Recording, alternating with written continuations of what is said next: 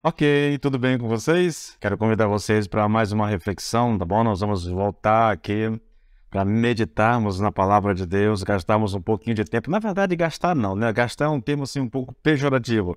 Nós vamos investir um pouco do nosso tempo estudando a palavra de Deus, tá bom? Deixa eu começar com uma pergunta. Olha só, eu vejo muitas vezes por aí as pessoas falando assim: olha, eu tenho um recado de Deus para te dar. Deus mandou te dar um recado, Deus mandou te dizer. Se eu chegasse para ti agora e dissesse assim: olha, Deus te mandou dar um recado, e o recado de Deus para ti é: olha, ele está irado contra ti. Tenho certeza que você não receberia isso bem da mesma forma como se eu dissesse para ti: olha, Deus tem um plano maravilhoso para a tua vida, Deus tem uma bênção para a tua vida.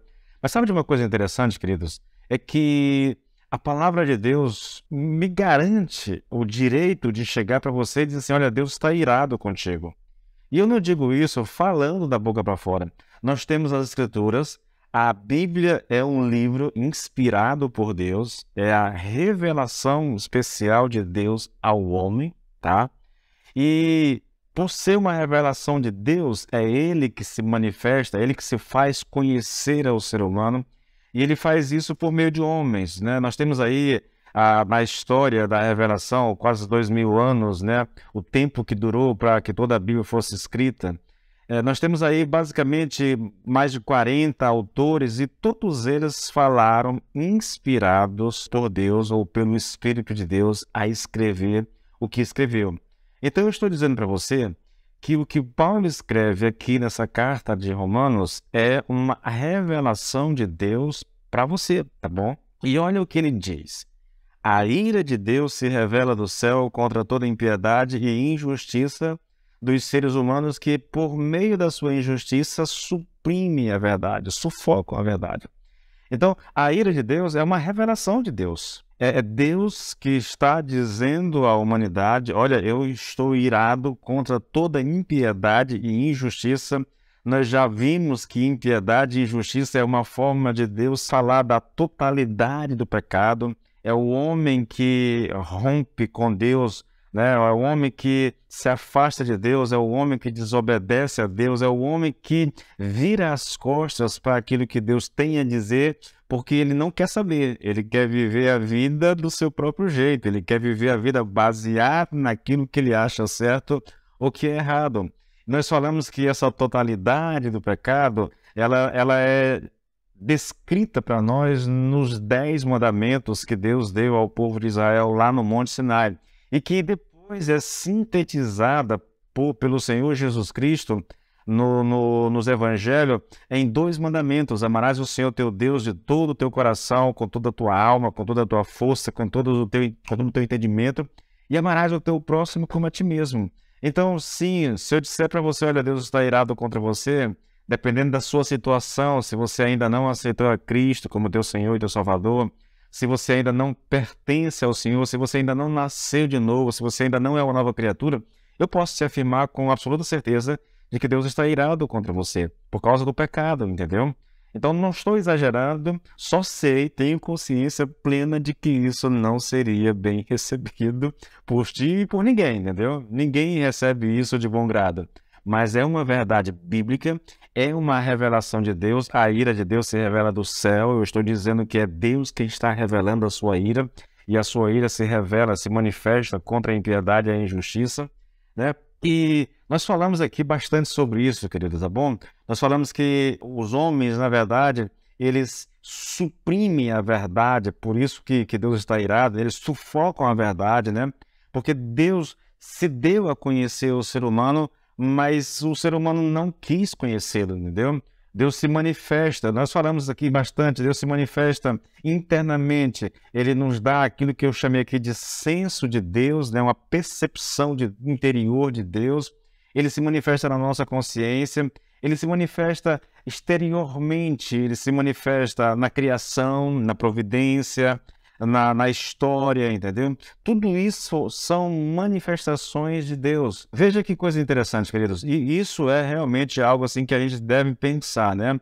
Olha só, porque os atributos os atributos invisíveis de Deus, isto é, o seu eterno poder e a sua divindade, claramente se reconhecem desde a criação do mundo, sendo percebido por meio das coisas que Deus fez. Por isso, os seres humanos são indesculpáveis. Então, Deus se revela, Deus se manifesta, mas o ser humano não quer saber de Deus. O ser humano não quer conhecer Deus. O ser humano não quer nem saber da existência de Deus, muitos deles, entendeu? E, lógico, nós somos um país religioso, 95%, 90%, talvez caiu um pouquinho esse número, 90% da população brasileira diz crer em Deus, diz crer no Senhor Jesus Cristo, diz crer na Bíblia como palavra de Deus, mas a despeito dessa profissão de fé, essa crença não é manifestada na prática. É uma crença intelectual, é uma crença que se manifesta apenas aqui, no intelecto do ser humano. Não é uma crença que alcança o coração. Eu faço uma distinção aqui, eu não sei se é correto ou não, mas é só para tentar fazer com que as pessoas entendam quando eu estou falando de crença intelectual. Eu estou falando que é um entendimento, é uma compreensão das Escrituras, é uma crença nas Escrituras que se está restrita à minha mente, entendeu? Ao meu intelecto, ao meu cognitivo. E aí quando eu falo da crença que realmente salva, da crença que nos faz nos aproximar de Deus, é o que Paulo diz lá para o carcereiro, lá em Atos 16, quando o carcereiro lá, desesperado, tenta se matar, e Paulo diz para ele não fazer isso, ele pergunta, assustado com o que aconteceu, ele pergunta, o que eu faço para ser salvo? Paulo diz, crê no Senhor Jesus Cristo e será salvo. Então, esse crer no Senhor Jesus Cristo não é apenas essa crença intelectual, não é essa crença que está restrita à minha mente, é uma crença que começa aqui, sim, eu entendo o que é a fé, eu entendo o que significa crer, mas ela desce para o coração e é aqui no coração que ela vai produzir os seus efeitos em nós. Então, a gente precisa e deve realmente encarar a vida cristã por essa perspectiva, tá bom? Primeiro, Deus está irado contra todos aqueles que não têm a Cristo como Senhor e Salvador das suas vidas, contra aqueles que estão vivendo a sua própria vida a despeito de Deus, e muitas vezes a despeito de professar crer em Deus, até mesmo de professar amar a Deus. Contudo, a vida, né, que ela vive não condiz, sabe? Eu digo uma coisa com os meus lábios e faço outra coisa com a minha vida. Eu tenho um comportamento diferente. Não há aqui uma compatibilidade, não há uma conexão entre boca e atitude, entendeu? Tá desconecto esse negócio. Eu digo uma coisa e vou para outro lado. Isso é um negócio meio estranho, mas isso é uma realidade muito, muito perceptível no meio cristão, queridos. Eu posso dizer isso a vocês e falo isso com uma vivência de mais de 25 anos caminhando com Deus, na igreja, conhecendo pessoas, convivendo com pessoas.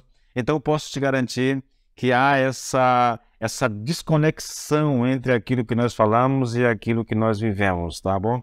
Então, repetindo para que isso fique certo, se você não tem a Cristo ainda como seu Senhor e seu Salvador, você está debaixo da ira de Deus. E não importa se você é uma pessoa religiosa, boa, moralmente correta, nada disso vai te ajudar, tá bom? Você não ama a Deus como deveria amar, e esse é o maior de todos os pecados. Então, Deus se manifesta, Deus se revela, é por isso que Deus está irado, porque Ele se revela, se dá a conhecer por aquilo que Ele criou, e mesmo assim, o ser humano, ele rejeita esse conhecimento, ele opta por viver a sua própria vida do seu jeito, né, à sua maneira, fazendo aquilo que lhe dá na cabeça, sem se preocupar se existe ou não Deus no céu, sem se preocupar se Deus tem ou não uma vontade para a sua vida. Quem vive dessa forma não está preocupado com o que Deus pensa. Ele está preocupado apenas em viver para si mesmo e satisfazer os seus desejos. Essa é uma realidade, é uma triste realidade que muitas pessoas estão vivendo, passando por ela, né? Eu espero que um dia desperte, que um dia conheça Cristo e seja salvo. É a minha oração, tá? É a minha mais sincera oração por todos aqueles que nos acompanham pelas mídias sociais, tá bom? Deus te abençoe, queridos.